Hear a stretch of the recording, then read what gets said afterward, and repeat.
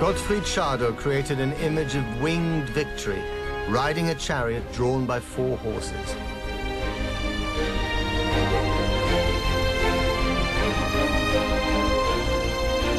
Und hier geht's hoch zur Quadriga. Wunderbar. Bitte schön. Danke. In 1791, it was placed on top of the newly erected Brandenburg Gate. This was once the main entrance to the walled city. Now it's an icon that tells the story of Berlin. Beneath the winged goddess pass the ghosts of a century of troubles.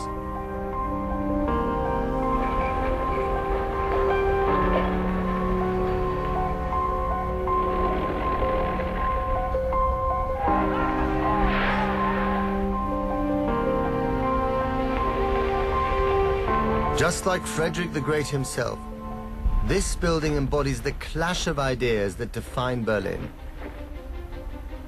It has become a symbol of both militarism and idealism, of oppression and liberation. Two sides of Frederick the Great's character. The iron fist of rule versus the gloved hand of elegant ideas that could make the world a better place. That was what's driven the history of Berlin. His militarism turned this place into a garrison city of war and oppression. His romantic idealism inspired hopes and dreams of revolution. That is the dilemma which has torn at the German soul.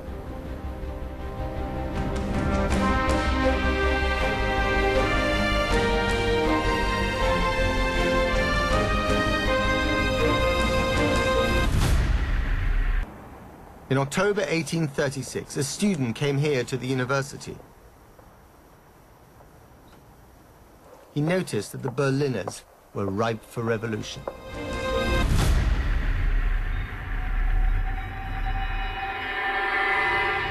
The student was a tearaway, a hard drinker, a gambler. His name was Karl Marx, a young Prussian philosopher enamored of Voltaire and the Enlightenment thinkers that had inspired King Frederick the Great. Marx's ideas were the beginning of communism. The proletarians have nothing to lose but their chains.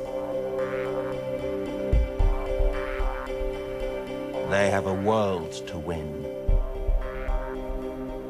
In the Communist Manifesto, Marx urged the workers of the world to rise up against their rulers and establish a classless society.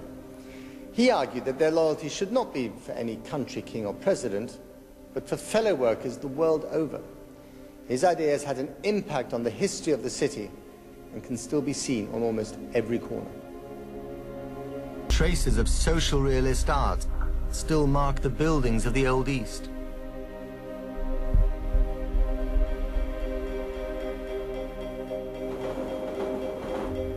Communist statues linger, seemingly lost within the reunited city. But streets from both East and West Berlin still bear the name of Marx.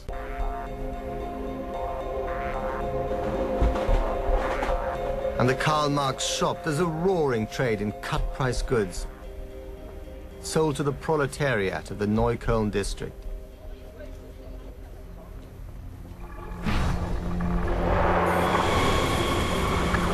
During the 19th century, this city became known as Red Berlin, a magnet for left-wing intellectuals and activists from all over Europe. In 1871, Berlin passed from the capital of Prussia under a king to the capital of united Germany under a Kaiser. The threat of the communists loomed ever larger to its rulers.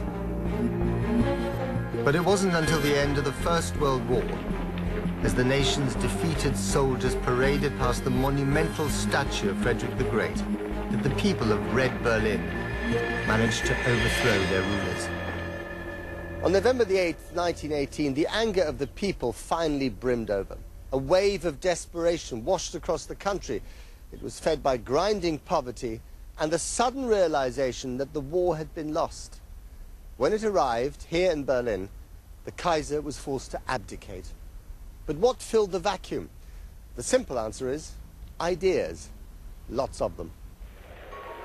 On the day the Kaiser abdicated, not one, but two republics were declared. First by the Chancellor's deputy speaking from a window in the Reichstag, and secondly by the communists. Berlin was plunged into a state of chaos over who actually ruled it. Karl Liebknecht, a lawyer, was a leader of the Communist Party. As a young politician, he'd been imprisoned for condemning Prussian militarism. And when he later refused to fight in the First World War, he was given the job of burying the German dead. He argued with his fellow communist leader, Rosa Luxemburg. If they could only win the battle on the streets, Berlin would be theirs for the taking. As the fighting began to break out, Luxemburg had no choice but to support the coming struggle.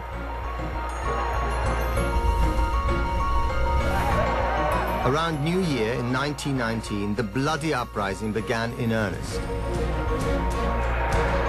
And by nightfall of the 5th of January, the communists had seized all the important buildings in Berlin, including, symbolically, the Brandenburg Gate. The Chancellor fell back on a very Prussian solution: bring troops into the streets. He mobilized a volunteer army, the Freikorps, to regain control of the city. On the night of the 11th of January, the buildings of central Berlin were turned into fortresses. It was the first, but by no means the last time that this would happen in the 20th century. The Freikorps attacked the communists in a bloody battle, winning back control of the Brandenburg Gate and ultimately Berlin. On columns all over the city, the authorities would soon mount a poster campaign quoting a popular poem. The posters read, "Berlin, your dancing partner is death."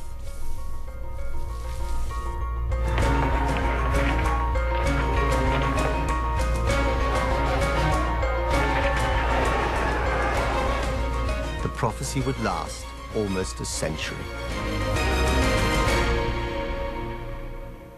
With the city in their control, the Freikorps went in search of Karl Liebknecht and his fellow communist leader, Rosa Luxemburg. A tip-off led them to the Mannheimer Straße.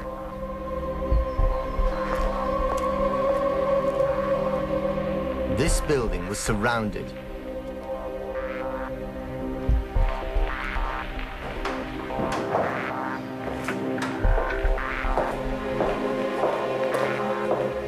Both would be interrogated before they felt the rifle butt crash down on their heads.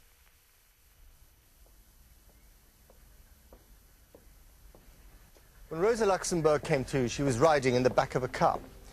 A man put a pistol to her head and then blew her brains out. The Freikorps then dumped her body from this bridge into the Landwehr Canal. It crashed through the thin ice and disappeared. As the century progressed, the canal would become the bloodiest channel in a city of deaths.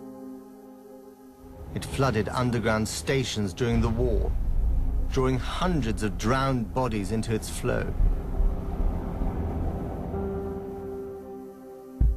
Later, sections would form the infamous death strip between East and West Berlin.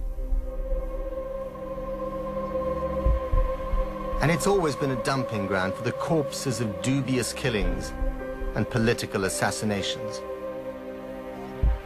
among whom Rosa Luxemburg was the first. Karl Liebknecht was also shot, and his body filed anonymously into a city mortuary. The two leaders would later achieve the status of martyrs. But at the time, their death spelled the end of the communist uprising. Now politicians campaign furiously for a place in a new, broad-based ruling coalition. This government was to move to the small town of Weimar, as Berlin was considered far too dangerous for its politicians. Next week, in the second part of Dangerous Ideas, how the liberalism of the freshly minted so-called Weimar Republic would encourage a host of new creative ideas in Berlin, but also dangerously destructive ones.